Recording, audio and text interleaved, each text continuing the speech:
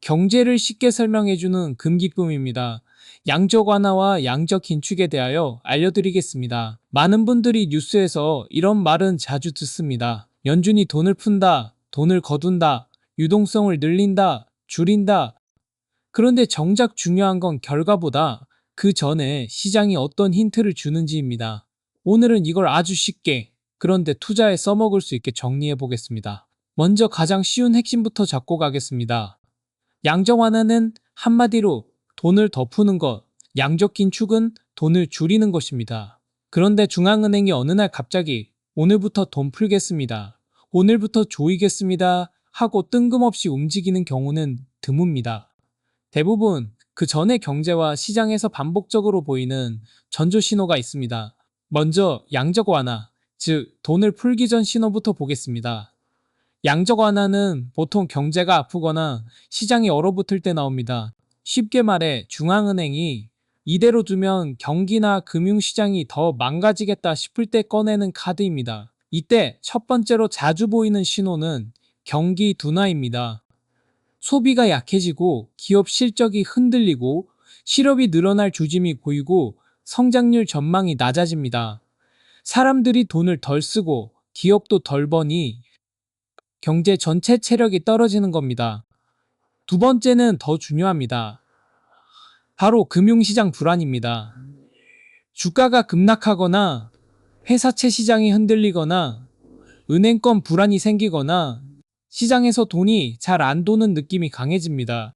중앙은행은 단순히 경제가 나빠졌다고 바로 큰 조치를 하진 않습니다. 하지만 시장이 돈이 막히는 상태로 가기 시작하면 그때는 훨씬 빠르게 움직일 수 있습니다.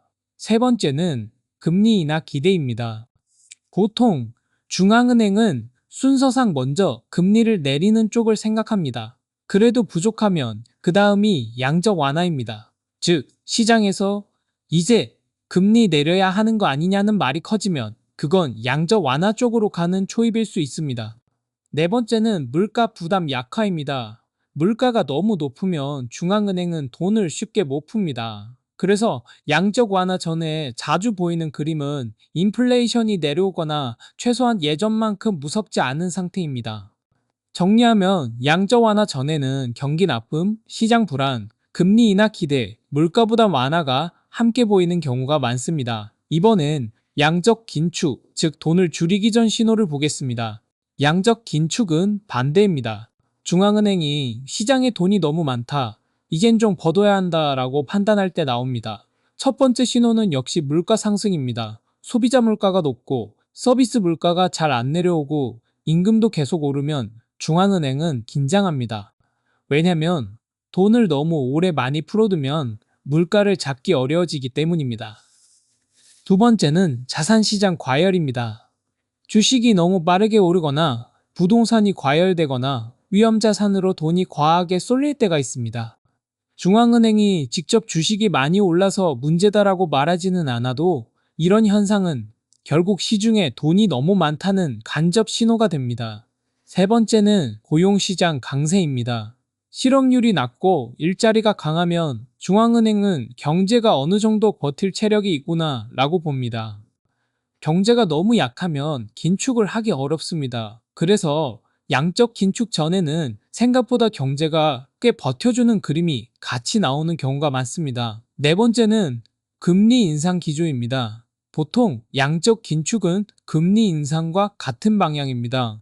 즉, 순서상 물가가 오르고 금리 인상 얘기가 나오고 그래도 유동성이 많다고 보면 양적 긴축까지 갑니다. 정리하면 양적 긴축 전에는 물가 뜨거움, 자산 과열, 고용 강함, 금리 인상 기조가 반복적으로 나타납니다.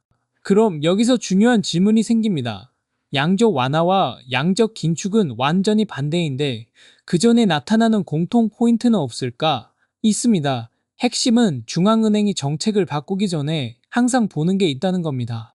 첫 번째 공통 포인트는 중앙은행의 말투 변화입니다. 처음에는 보통 이렇게 말합니다. 상황을 면밀히 보겠다. 정책 조정이 필요할 수 있다. 물가 리스크 또는 경기 리스크를 주의하고 있다.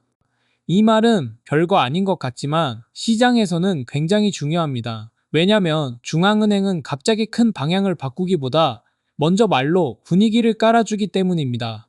두 번째 공통 포인트는 시장 기능 이상 여부입니다. 양적 완화 쪽에서는 돈이 안 돌고 시장이 얼어붙는 문제가 나타납니다.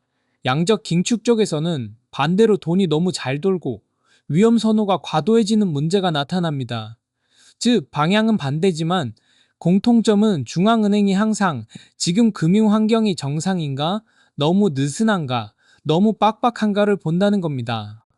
세 번째 공통 포인트는 금리만으로 해결 가능한지 여부입니다. 이게 진짜 중요합니다. 중앙은행은 보통 먼저 금리를 움직이려 합니다. 그런데 금리만으로 해결이 안 되면 더 강한 유동성 정책으로 갑니다.